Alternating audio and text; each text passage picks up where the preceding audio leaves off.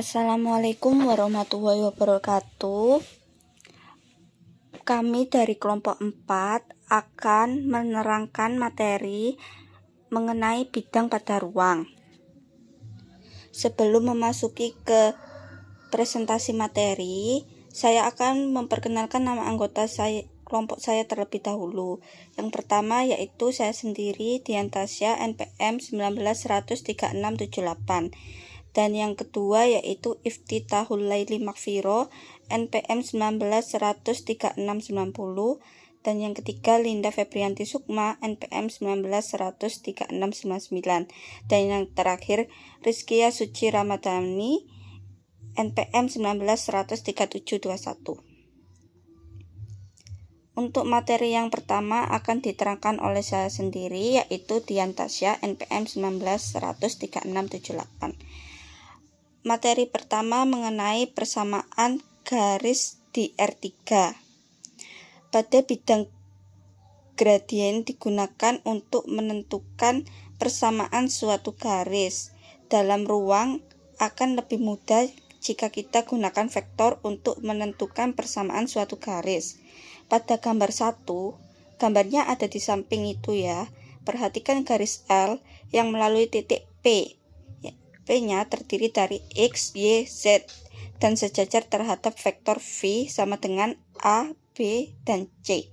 Vektor V adalah vektor arah untuk garis L dan A, B, C merupakan bilangan-bilangan arah. Kita dapat mendeskripsikan bahwa garis L adalah himpunan semua titik Q yang terdiri dari X, Y, dan Z. Sedemikian sehingga vektor PQ sejajar dengan V. Ini berarti bahwa PQ merupakan perkalian skalar F. Dan kita dapat menuliskan PQ di mana adalah suatu skalar atau bilangan real dengan menyamakan PQ yang mendekati sama dengan X kurangi X1, Y kurangi Y1, Z kurangi Z1 sama dengan AT, BT, CT sama dengan TV. Komponen-komponen yang bersesuaian kita mendapatkan persamaan-persamaan parametris suatu garis dalam ruang. Untuk contohnya bisa dilihat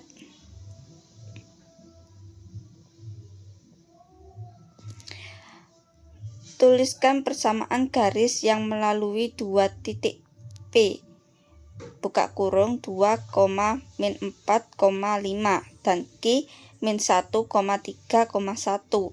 Temukan persamaan yang kedua soalnya, temukan persamaan simetris dari persamaan garis berikut. X ditambah Y, Z, min 7 sama dengan 0. Sama X ditambah 5Y ditambah 5Z ditambah 5 sama dengan 0. Jadi pembahasannya itu yang soal pertama, vektor dari titik Q ke P itu sama dengan 3I dikurangi 73J ditambah 43K sejajar dengan garis yang dicari. Jadi persamaan simetris dari garis dalam ruang yang diinginkan adalah X kurangi 2 dibagi 3 sama dengan Y tambah 4 dibagi min 7 sama dengan X min 5 dibagi 4. Jika menggunakan vektor PQ, bisa yang akan berlainan tanda pada penyebut persamaan di atas. Dan yang kedua yaitu persamaan pertama dikali dengan 5 sehingga dapat ditulis dengan 5X ditambah 5Y minus 5Z minus 35 sama dengan 0. X ditambah 5Y ditambah 5Z ditambah 5 sama dengan 0. Jika persamaan dijumlahkan dengan persamaan kedua, maka 6X ditambah 10Y min 30 sama dengan 0. Jika persamaan kedua dikurangi dengan persamaan pertama, maka diperoleh 4Y ditambah 6Z ditambah 12 sama dengan 0. Y itu sama dengan min 3X ditambah 15 dibagi 5. Y sama dengan min 3Z min 6 dibagi 2. Jika kedua persamaan dibagi dengan min 3, maka didapatkan persamaan garis dalam bentuk simetris y dibagi min 3 sama dengan x min 5 dibagi 5 sama dengan z ditambah 2 dibagi 2. Baik, untuk materi mengenai sudut antara dua bidang garis di R3 akan diteruskan oleh Mbak Iftithahul Laili Makfiroh. Materi selanjutnya akan saya jelaskan sendiri. Sebelum ke materi, perkenalkan, nama saya Iftithahul Laili Makfiroh, NPM 19 136 90. Materi selanjutnya yaitu tentang sudut antara dua bidang garis di R3. Dalam penghitungan sudut antara dua garis pada dimensi 3 melibatkan konsep trigonometri. Ada dua rumus dasar trigonometri yang akan kita gunakan, yaitu perbandingan trigonometri pada segitiga siku-siku dan penerapan trigonometri pada segitiga, yaitu aturan kosinus. Ini artinya, untuk memudahkan mempelajari materi sudut antara dua garis pada dimensi 3 ini, teman-teman harus menguasai kedua materi trigonometri tersebut. Karena berkaitan dengan rumus trigonometri, maka pada soal-soal selain menanyakan besar sudut antara dua garis, juga menanyakan nilai perbandingan trigonometrinya seperti nilai sin, nilai cos, nilai tan, dan lainnya. Selanjutnya, langkah-langkah menentukan sudut antara dua garis pada dimensi 3. Yang pertama, jika kedua garis belum berpotongan, maka geser sehingga berpotongan. Yang kedua, hubungkan kedua ujung garis sehingga terbentuk segitiga. Yang ketiga, ada dua kemungkinan besar sudutnya, yaitu yang pertama, besar sudut langsung bisa ditebak. Yang A, segitiga sama sisi, besar sudutnya 60 derajat. Yang B, sudut siku-siku, besar sudutnya 90 derajat. Yang C, segitiga siku-siku sama kaki, besar sudutnya 45 derajat. Yang kedua, sudut tidak bisa langsung ditebak. Ada dua cara, yaitu yang A, terbentuk segitiga siku-siku. Perhitungan sudutnya menggunakan perbandingan trigonometri dasar, yaitu sin sama dengan D per mi, cos sama dengan sah per mi, dan tan sama dengan D per sah. Yang B, bukan segitiga siku-siku. Perhitungannya menggunakan aturan kosinus, yaitu A kuadrat sama dengan B kuadrat ditambah C kuadrat dikurangi 2BC cos A, sehingga menjadi cos A sama dengan B kuadrat ditambah C kuadrat dikurangi A kuadrat per 2BC. B kuadrat sama dengan A kuadrat ditambah C kuadrat dikurangi 2AC cos B, sehingga cos B sama dengan A kuadrat ditambah C kuadrat dikurangi B kuadrat per 2AC. C kuadrat sama dengan B kuadrat ditambah A kuadrat dikurangi 2BA cos C, sehingga cos C sama dengan B kuadrat ditambah A kuadrat dikurangi C kuadrat per 2BA. Selanjutnya yaitu contoh. Pada kubus ABCD EFGH, tentukan besarnya sudut antara BG dan CH. Pembahasan. Karena BG dan CH belum berpotongan, geser salah satu. Misal, kita geser CH ke BE. CH dan BE sejajar sehingga sudutnya sama dengan BG dan BE. Bisa dilihat pada gambar yang tertera pada slide. Kemudian hubungkan kedua ujung garis, yaitu E ke G sehingga terbentuk segitiga EBG, sehingga kurang dari buka kurung BG, CH tutup kurung sama dengan 2 buka kurung BG, BE tutup kurung dibagi ZEBG sama dengan tutup kurung. Karena segitiga EBG sama sisi, maka besar sudutnya 60 derajat. Jadi, besar sudut BG dan CH adalah 60 derajat. Catatan kita juga bisa menggeser BG ke AH sehingga sudutnya AHC sama dengan 60 derajat. Materi selanjutnya akan dijelaskan oleh saudara Linda Febrianti Sukma. Untuk materi selanjutnya mengenai persamaan bidang pada ruang. Sebelumnya, perkenalkan nama saya Linda Febrianti Sukma, NPM 19-100-3699. Penjelasan mengenai persamaan bidang pada ruang.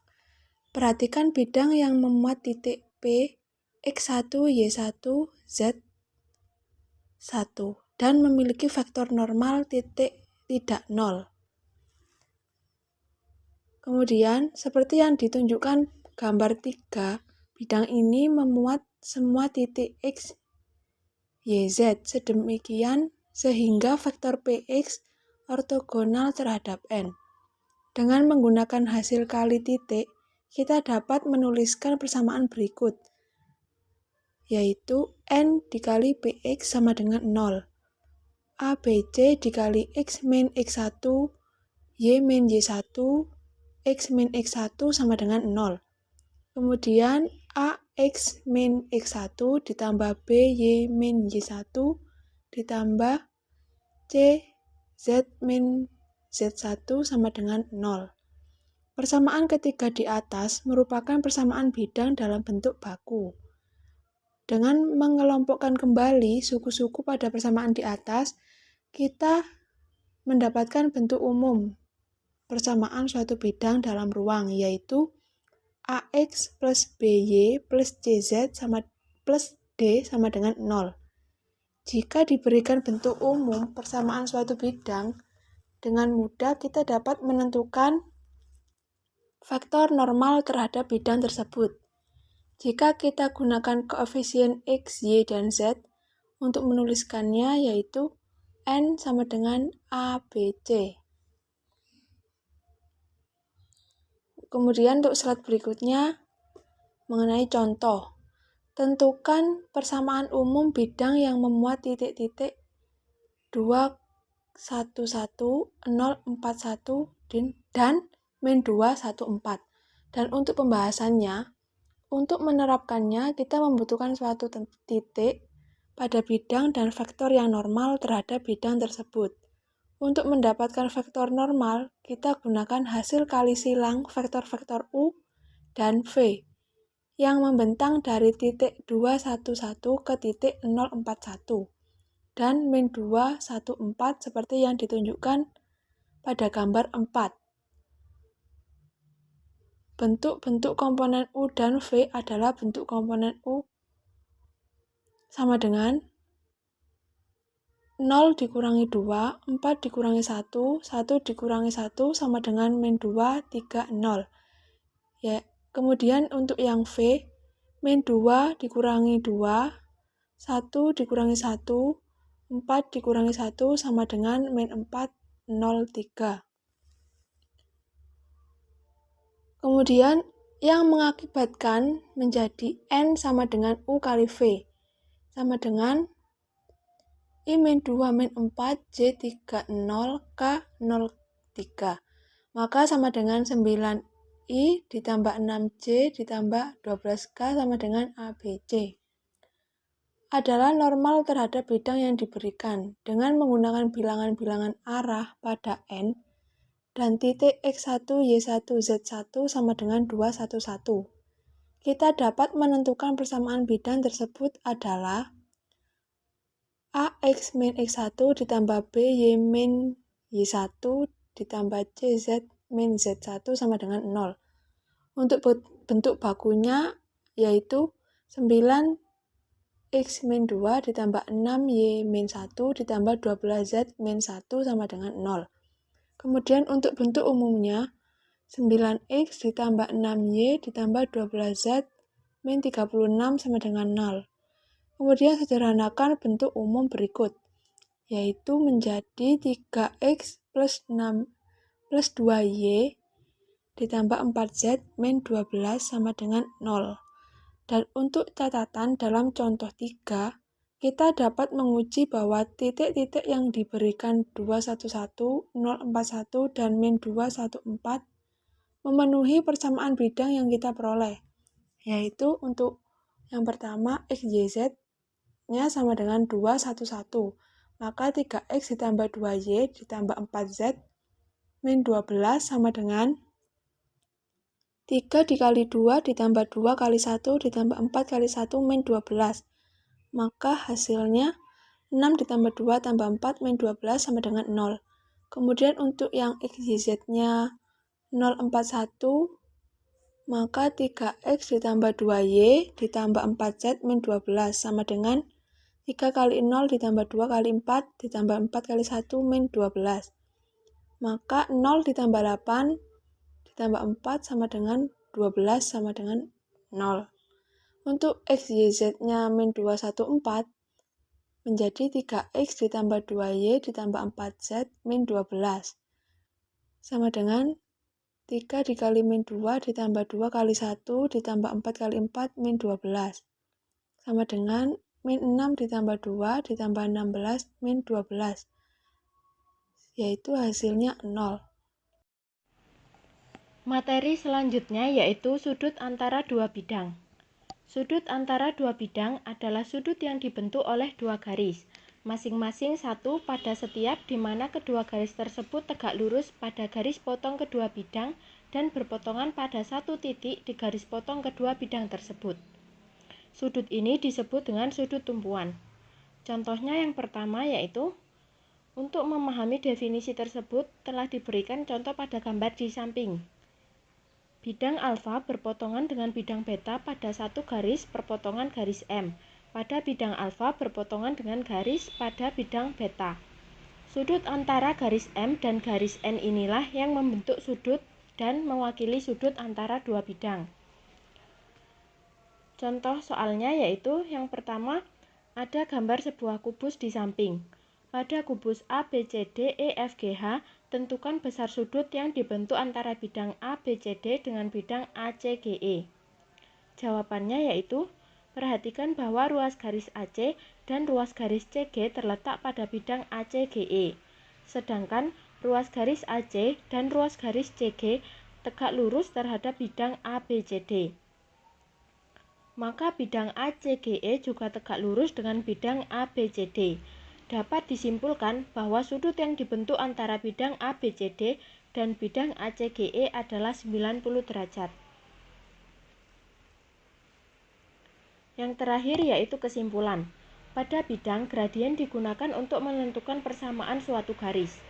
Dalam ruang, akan lebih mudah jika kita gunakan vektor untuk menentukan persamaan suatu garis. Dalam penghitungan sudut antara dua garis pada dimensi 3, melibatkan konsep trigonometri. Ada dua rumus dasar trigonometri yang akan kita gunakan, yaitu perbandingan trigonometri pada segitiga siku-siku dan penerapan trigonometri pada segitiga yaitu aturan kosinus. Ini artinya untuk memudahkan mempelajari materi sudut antara dua garis pada dimensi 3 ini, teman-teman harus menguasai kedua materi trigonometri tersebut. Karena berkaitan dengan rumus trigonometri, maka pada soal-soal selain menyelesaikan besar sudut antara dua garis, juga menanyakan nilai perbandingan trigonometri seperti nilai sin, cos, tan, dan lain-lain. Persamaan suatu bidang dalam ruang dapat diperoleh dari suatu titik pada bidang dan vektor normal atau tegak lurus terhadap bidang tersebut. Sekian presentasi dari kelompok 4, kurang lebihnya kami mohon maaf. Wassalamualaikum warahmatullahi wabarakatuh.